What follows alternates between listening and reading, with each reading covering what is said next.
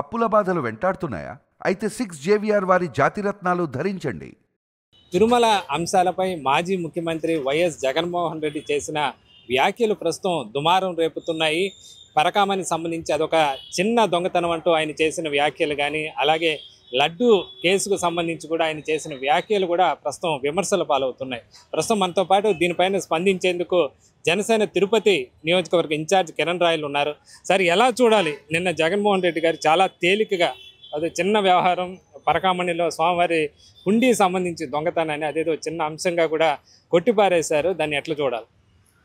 జగన్మోహన్ రెడ్డి దోచేసిన డబ్బులతో పోలిస్తే అది చిన్న వ్యవహారమే. ఆయన లక్షల కోట్లు దోచేసినడికి ఈ వేల వందల కోట్లు లెక్కలేదు. ఈరోజు తప్పు ఎంత చేయని తప్పే. 1000 రూపాయలు దోచిన దొంగతనమే, లక్ష రూపాయలు దోచిన దొంగతనమే. ఏనుగులు తిన్నాడు పీనుగులు లెక్క అన్నట్టు, పీనుగులు లెక్క ఎంత అన్నట్టు జగన్మోహన్ రెడ్డి వ్యవహారం ఉంది. లేకపోతే జగన్మోహన్ రెడ్డి లక్షల కోట్లు దోచేసి జైలుకి వెళ్ళి వచ్చినడికి అది నేరం. అంతేగాని రవికుమారు పరకామణి చోరీ చేసి నేరం కాదు, చిన్న చోరీ అంట. ఎంత ఆశాస్పదం అంటే జగన్మోహన్ రెడ్డి కొత్త పేరు పెట్టాడు, చిన్న చోరీ అనేసి. చిన్న చోరీ అయితే ఈరోజు సిబిఐ, సిట్, ఏసీబీ ఇన్ని విచారణ ఎందుకు జరుగుతుంది? చిన్న చోరీ అయితే అది హిందువుల మనోభావం సంబంధించిన విషయం, హిందుత్వ ధార్మిక క్షేత్రం సంబంధించిన విషయం. భక్తులు అవి ప్రేమతో భగవంతునికి ఇచ్చిన డబ్బులు కొట్టేసి ఈరోజు అతనికి మద్దతుగా పలుకుతున్నామంటే సిగ్గుండాలి. అతను 14 కోట్లు మళ్ళీ తిరిగి ఇచ్చాడని మాట్లాడుతున్నాడు. 14 కోట్లు ఎలా ఇచ్చాడండి? అతని ఉద్యోగం ఎంత, అతని జీతం ఎంత? 14 కోట్లు ఇచ్చాడు. ఎంత డబ్బులు ఉన్నాయి? ఎలా వచ్చే డబ్బులన్నీ? అతను ఏమైనా మీరు ఏమైనా మాటలు ఇచ్చారా? సిండికేట్లు ఏమైనా లేదు కదా. అతను దేవుని డబ్బు కొన్ని సంవత్సరాలు కొట్టేసి దొరికిన అతను మీరు ప్రజల ముందు పెట్టాలి తప్ప అతను మీరు తీసుకెళ్లి కోర్టులో జ్యుడిషియల్ ప్రకారం సెటిల్మెంట్ చేసుకున్నారు. దీన్ని మేము ప్రశ్నిస్తున్నాం. కాబట్టి ఆ డబ్బులు దోచేసిన డబ్బులు ఆల్రెడీ టీడీడీకి ఇచ్చామన్నారు. ఎంత ఇచ్చారు, ఎవరికి ఇచ్చారు, ఈవెన్ డీటెయిల్స్ తెలియాలి. కానీ చిన్న చోరీ కొట్టిపారడం అయితే హాస్యాస్పదము, ఆశ్చర్యకరము. జగన్కి అవగాహన లేదని మాట్లాడుతున్నాను. ఎందుకంటే $9 వ్యవహారం ఇది. దీని గురించి ఎట్లా మాట్లాడుతున్నారట ఆయన కొంచెం ఏదో సెటైర్గా మాట్లాడటం జరిగింది. ముందు డాలర్ విలువ తెలుసుకోవాలి జగన్. ఒక డాలర్ ఎంత తెలుసుకొని మాట్లాడాలి. $9 $90 కూడా తెలియదు జగన్కి. ఒక డాలర్ వచ్చి 80 నుంచి 90 రూపాయలు ఉంటుంది, 90 రూపాయలు ఉంటుంది. $9 ఎంత అవుతుంది సార్? మహా అయితే ఒక 6-7 వేలు చిల్లర అవుతుంది. కానీ 72,000 అంటాడు మళ్ళీ ఆయనే. అంటే డాలర్లో కూడా తెలియదు. ఇండియన్ డాలర్లో తిరిగి పరిపాలించాడు. మన దౌర్భాగ్యం ఏమంటే, మన అదృష్టం దురదృష్టం తెలియదు. కానీ జగన్మోహన్ రెడ్డి 5 ఏళ్ళు ఎలా పరిపాలించాడు? డాలర్ విలువ తెలియని ముఖ్యమంత్రి ఆయన మాట్లాడుతున్నాడు. ఒకటే చెప్తున్నాం, జగన్మోహన్ రెడ్డి పనితీరు, ఆయన ఓడిపోయిన తర్వాత కూడా ఆయన పార్టీ చిత్తుగా ఓడిపోయినా కూడా ఆయనకి మైండ్ మారనట్లేదు. ఐఏఎస్లు ఐపీఎస్లు వార్నింగ్ ఇస్తాడా? వాడు వీడు అంటాడా? ఏమనుకుంటారండి? ఐఏఎస్లు ఐపీఎస్లు క్షమాపణ చెప్పాలి. జనసేన పార్టీ డిమాండ్ చేస్తున్నాం, చెప్పాలి. లేకపోతే ఐఏఎస్లు ఐపీఎస్ మీద కేసు నమోదు చేయండి. ఎందుకంటే ఇతను చాలా చిన్నగా మాట్లాడుతున్నాడు. దేవుడి లెక్కలేదు, ఐఏఎస్ ఆఫీసర్ని లెక్కలేదు, ఐపీఎస్ అని లెక్కలేదు, ప్రజలనే లెక్కలేదు, మనుషులను లెక్కలేదు. కాబట్టి జగన్మోహన్ రెడ్డి నిన్న మాట్లాడిన ప్రెస్ మీట్పై మేము తీవ్రంగా ఖండిస్తున్నాం. ఇంకోసారి దాని మాటలు మాడితే మాత్రం బాగోదని కూడా హెచ్చరిస్తున్నాం. లడ్డు కేసు, లడ్డు వ్యవహారం పైపు అది కేంద్రం సిబిఐ ఆధ్వర్యంలో ప్రస్తుతం దర్యాప్తు కల్తీనే వ్యవహారం జరుగుతోంది. దానిపైన కూడా జగన్మోహన్ రెడ్డి వ్యాఖ్యలు చేశారు. ఈ బోలేబాబాయ్ డైరీ అనేది గత ప్రభుత్వంలో రావడం జరిగింది, మేము దాన్ని కొనసాగించాము, దాని పేరు మళ్ళీ బోలేబాబాగా మార్చారు అంటున్నారు. ఎలా చూడాలి మరి? అలా జగన్మోహన్ రెడ్డి వ్యాఖ్యల్లో కల్తీనే, ఈ స్కామ్ జరిగి తెలుసు. ఆయన ఈరోజు ప్రశాంత్ తినుంటే, జగన్మోహన్ రెడ్డి ఈరోజు ప్రశాంత్ తిన్నాడా? తినలేదే.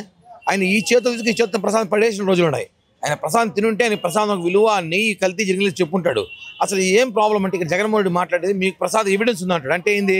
గత 5 సంవత్సరాల ముందు పెట్టిన ప్రసాదం లడ్డు కానీ, వడ కానీ, అన్న ప్రసాదాలు ఉంటే జగన్మోహన్ రెడ్డి ఒప్పుకుంటాడేమో. అది ఉండవండి. ప్రసాదం చెడిపోతాయి వారానికి ఎవరైనా సరే.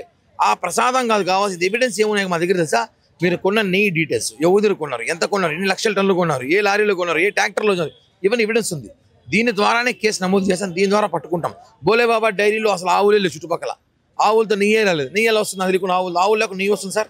ఎలా ఆశ్చర్యంగా ఉంది. నీళ్ళు అది కెమికల్తో చేసి నెయ్యి కాబట్టి ఒప్పుకున్నారు. కాబట్టి సిబిఐ ఎంక్వైరీ జరుగుతుంది. ఆయన జగన్మోహన్ రెడ్డి గారు చెప్పినట్టు త్రిపాఠి గారు ఉన్నప్పటికీ కూడా సిబిఐ చీఫ్ ఆధ్వర్యంలో సుప్రీంకోర్టు పర్యవేక్షణలో ఈ కేసు జరుగుతోంది. మరి ఎందుకు ఆయన ఒక అధికారిని, అందులో సిట్లో ఉండే ఒక అధికారిని నిందించడం ఎలా చూడాలి? జగన్మోహన్ రెడ్డి అధికారులు లెక్కలేదు సార్. జగన్మోహన్ రెడ్డి ఒక మూర్ఖుల్లో ప్రవర్తిస్తాడు. అధికారులు ఐఏఎస్ ఐపీఎస్ పేరు పెట్టి బెదిరిస్తున్నాడు. నేను అదంటే ఆయన మళ్ళీ వస్తుంది. ఏంది వచ్చేది? మళ్ళీ హిందువులు అయితే జగన్మోహన్ రెడ్డికి ఓట్లేసే పరిస్థితి లేరు, జగన్మోహన్ రెడ్డి నమ్మే పరిస్థితి లేరు. వెంకటేశ్వర స్వామి పేరుతో రవికుమార్ అనే వ్యక్తి చోరీ చేసి అతన్ని మీరు వెనకేసుకొస్తారా? మీకు అంత ప్రేమ ఉంటే అతను మీ పార్టీలో చేర్చుకోండి, ఎమ్మెల్యే సీట్ ఇచ్చుకోండి, ఎమ్మెల్సీ చేసుకోండి. రవికుమార్ ఏదైతే మన చనిపోయిన వ్యక్తి ఉందో సతీష్ సంబంధించి మాజీ ఏవేస్ఓ, ఆయన మరణానికి కూటమి వేధింపులే కారణం అన్నట్లుగా ఆయన మాటలు ఉన్నాయి సార్. అది విచారణ జరుగుతోంది, విచారణలో ఎక్కువ మాట్లాడకూడదు. కానీ అతను హత్య అని చెప్పి తేలిపోయింది. హత్య ఎవరు చేశారో కూడా పట్టుకునే ప్రశ్నిస్తున్నారు.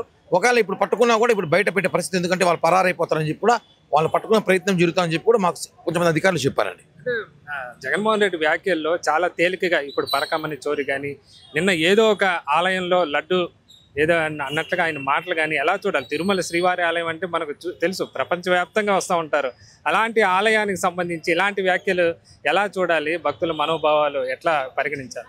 అన్న, ఏ రోజైనా భార్య బిడ్డలతో గుడి కూర్చుంటే ఆలయం ఏది తెలిసేది. ఏదో ప్రోటోకాల్ పరిధిలో పైన ఒక సంక్రాంతి సంవత్సరం ఒక రోజు వస్తాడు బ్రహ్మోత్సవాలకి, వచ్చి వెళ్ళిపోయాడికి ఏం తెలుసు దేవుడి గురించి. ఏ రోజున గుళ్ళో ఏం సేవలు జరుగుతుంది, ఆ గుళ్ళో ఏం జరగలేదు. ఏదో ఈ 3 రెడ్లు తెచ్చి ఒక ఈవోగా ఒక చైర్మన్గా వేసేసాడు, వాళ్ళు చూసుకుంటున్నారు. ఆ గుళ్ళో సాంప్రదాయం ఏంటి తెలిస్తేనే ఏం ఆలయం తెలుస్తుంది. అది ఏం ఆలయం కూడా తెలియకుండా జగన్మోహన్ రెడ్డి 5 సంవత్సరాలు పరిపాలించినాడంటే ఇంతకన్నా దౌర్భాగ్యం ఏం లేదన్న. ఇప్పుడు మన పిఏ గురించి అప్పన్న ఎవరు ఉన్నారు కదా, మాజీ వైవి సుబ్బారెడ్డి, ఆయన పిఏ కాదు, ఆయన ప్రస్తుతం టీడీపీ ఎంపీ పిఏ అన్నట్లుగా వ్యాఖ్యానిస్తున్నారు. అయితే గతంలో చూస్తే మనకు ఆ విజువల్ కానీ వీడియోలు కానీ సుబ్బారెడ్డితో పాటు ఆయన అప్పన్న తిరుగుతున్న విజువల్ కూడా ప్రత్యక్షంగా మనం చూస్తున్నాం. మరి జగన్ వ్యాఖ్యలు మరి ఎందుకని ఆయన డైవర్ట్ చేయడానికి అనుకోవాలా? మరి ఎందుకు అలా మాట్లాడుతున్నారు? జగన్ తప్పించుకుని డైవర్ట్ పాలిటిక్స్ చేస్తున్నాడు. ఏదైతే వీపీఆర్ ఉన్నాడో ఆయన గతంలో వైసీపీలో ఉన్నాడు, మొన్న ఈ పార్టీలోకి వచ్చాడు. ఇవన్నీ వైసీపీ హయాంలో జరిగింది కాబట్టి ఇప్పుడు తప్పించుకోవాలని చూస్తాడు. వైసీపీ వాళ్ళు టీడీపీ వాళ్ళకి వేస్తారు కాదు, వీపీఆర్ వైసీపీలో ఉన్నప్పుడు జరిగిన కుట్రలు అనుకుంటే కూడా ఇది కూడా ఎవరైనా సరే, వెంకటేశ్వర స్వామి విషయంలో ఎవరు చేసినా, ఏ అప్పన్న కానీ వీపీ ఎవరైనా సరే, వెంకన్న స్వామి విషయంలో ఎవరు తప్పులు చేసినా దాని మీద చర్యలు తీసుకునే బాధ్యత అధికారులకు ఉంది. పోలీసు అధికారులు కూడా కోరుతున్నాం. దీన్ని డైవర్ట్ చేయడానికి, కూటమి ప్రభుత్వం మీద చూడడానికి జగన్ అనేక ట్విస్టులు, అనేక మలుపులు చేయడానికి ప్రయత్నిస్తున్నాడు. ఇవన్నీ కూడా నమ్మకుండా విచారణ వేగవంతం చేయాల్సిన అవసరం అయితే ఉందన్న.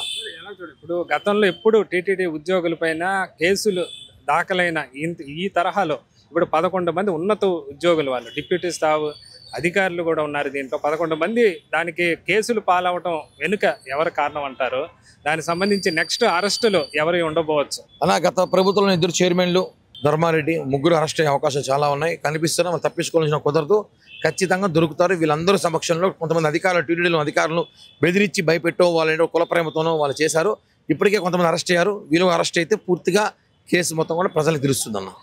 అది కిరణ్ రాయలు చెప్తున్నారు. ప్రస్తుతం ఏదైతే నిన్న జగన్మోహన్ రెడ్డి చేసిన వ్యాఖ్యలను అయితే తీవ్రంగా ఖండిస్తున్నారు. తిరుమల లాంటి ఆలయం పైన ఆయన అంత నిర్లక్ష్య ధోరణంగా ఆయన చేసిన వ్యాఖ్యలను పూర్తిగా తప్పుపడుతున్నారు.